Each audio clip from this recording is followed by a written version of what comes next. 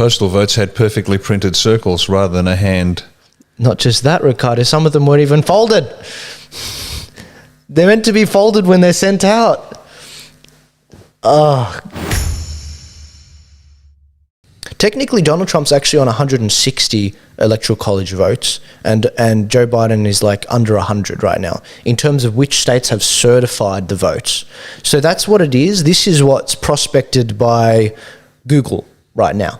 Now, Google was the biggest donor. I don't know if you guys know this, but Google's parent company, I think ABC something, they were the biggest donor to the Hillary Clinton campaign in 2016. So just FYI. And we'll get into that a bit later. But we've got these states. What's the big things that have happened this week? Well, Pennsylvania tried to ram through their certification so that it becomes solid. But a judge just this morning, and I read it, 5 a.m. this morning when I was up, I read that a judge has actually, another judge has stopped that. So the governor was wrong to try and ram this through, and a judge stopped that. It was actually unconstitutional, I understand. Yeah, it was, absolutely. It's not meant to run through that quickly. And it took Tim Pool off guard. So Pennsylvania is still in play. Nevada and Arizona are still in play. Arizona, there's some crazy things that are happening there, and Nevada, I think the vote's been sort of frozen there. With Pennsylvania, they're starting to do these hearings in a bunch of different places. Actually, on that point, in Pennsylvania, Michigan, and Nevada, the Trump legal team are actually going around these places, and Trump is there with them. They're going around holding these hearings with the Republican legislatures there, and they're going through a lot of these evidence. And it's very fascinating to hear that. In fact, I've actually got one clip for you guys. One of the crazy things that I actually found happening over there, which is just insane. You guys are gonna freak out. So this is the Pennsylvania state legislator sitting down in one of these hearings, and they get a witness to speak on some of the issues that they're finding and the irregularities. And you've got Rudy Giuliani sort of leading this.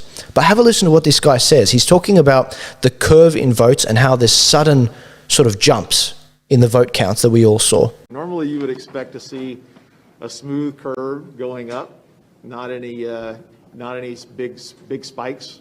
That's kind of what Greg was talking about, the anomalies of loading and uploading those votes. So that big spike that occurs there is a prime indicator of fraudulent voting.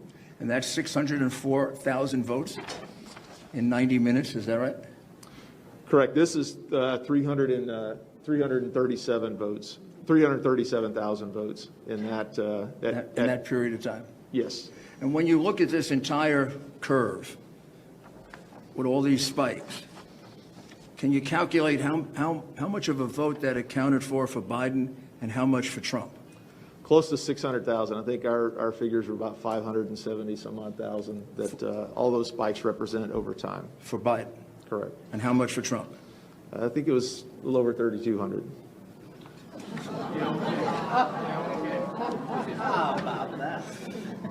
Now, just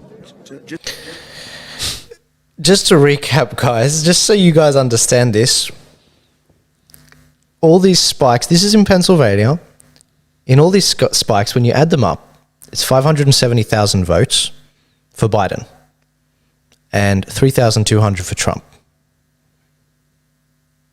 I'm trying to give the most charitable understanding of this as I can. Let's say these are mail-in votes. How is it that Biden is getting... I mean, you do the percentage on me. How is it that for every 570,000 votes Biden gets, Trump gets 3,200 votes? And on top of that, the postal votes had perfectly printed circles rather than a hand. Not just that, Riccardo. Some of them weren't even folded. They're meant to be folded when they're sent out. Oh, guys, this is insane. So look, if you want to feel good about the election over there, this is not the show for you, okay? This is not the Donald Trump show. This is the Riccardo Bosi show. And even though it is that, I hold him accountable, let alone the Donald. I love the Donald, but I'm going to be honest about this, okay?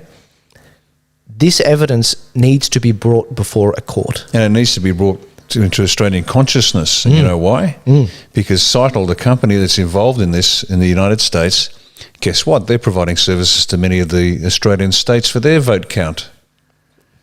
And so this is another reason why the government would be very happy with a distraction, no matter how destructive to soldiers' lives. But Cytel is in Australia. Cytel is part of the problem, is contributing to this problem of vote fraud in the US.